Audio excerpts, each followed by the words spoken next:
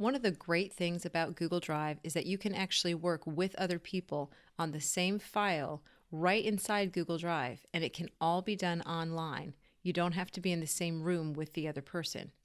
So I'm going to show you how you can do that.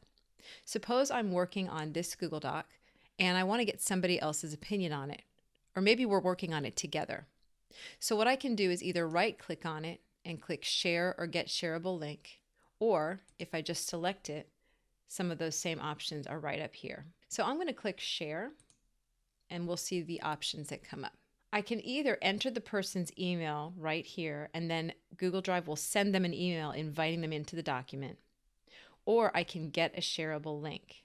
If I click this, I'm given this option. Before I copy the link and send it to the person, I need to make sure that I have their permissions set up correctly. It's automatically set up to only give them permission to view it.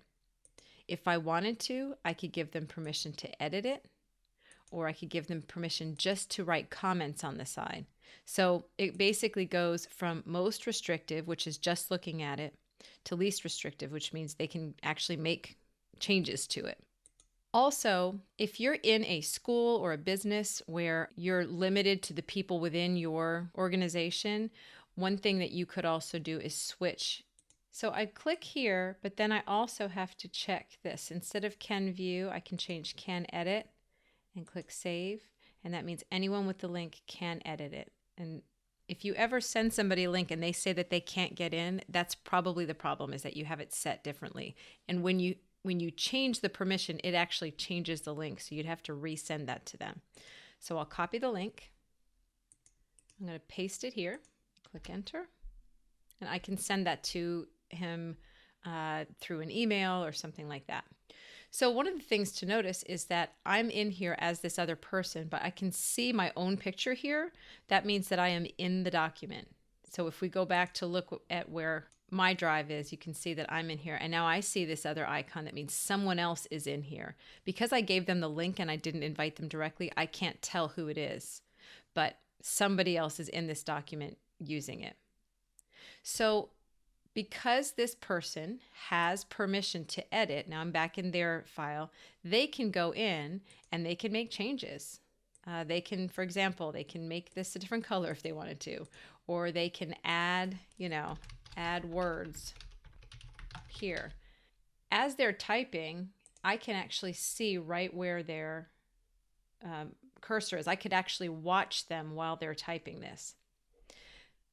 Another thing that they can do is they can add comments. They can highlight a section and then they can click comments and add a comment. And they click that. And then when I look at mine, I can see that comment. Now, if he just said it's confusing, maybe I would go in and make some changes to it and I could click resolve. And then that means that, I got his comment and I've read it and I understand it.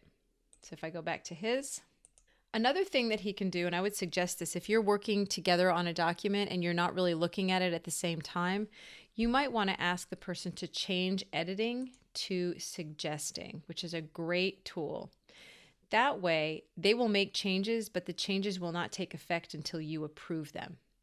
So for example, if this person wanted to add add paragraph here, and maybe they wanted to change the word clear to focused.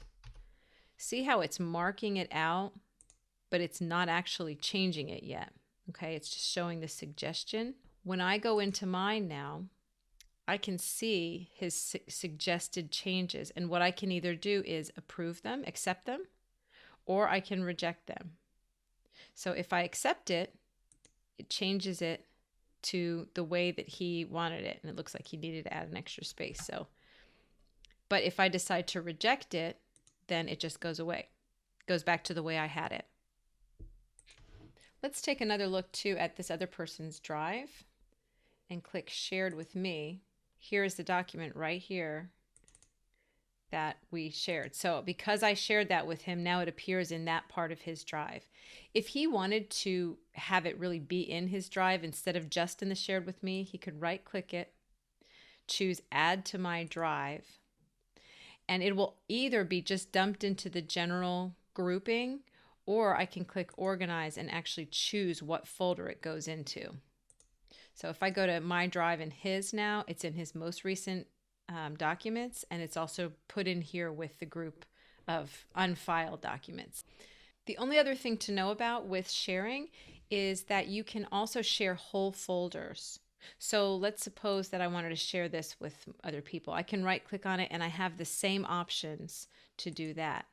I can either enter their email or I can get a shareable link. The nice thing about sharing folders with somebody is once they have access to that whole folder, then you can just keep moving files into that and they'll get all of them instead of having to share individual files with them. One other way to share is within the document, you have this icon here. You can click share and you get that same menu from here. You can change it. One thing you may want to do, once you have shared a document with somebody, you might want to change your mind later. Click advanced. And right now I have this set so that anybody who has that link I created can edit it. I might decide later on that I want to change that. And I can make it completely public if I want to. I can change it to people just in my organization, or I can just completely turn it off and save that. And then what'll happen is that when I go back to this same person's files, it's no longer there. It's not shared with him anymore. So those are all of the different ways that you can work with people and share documents and files.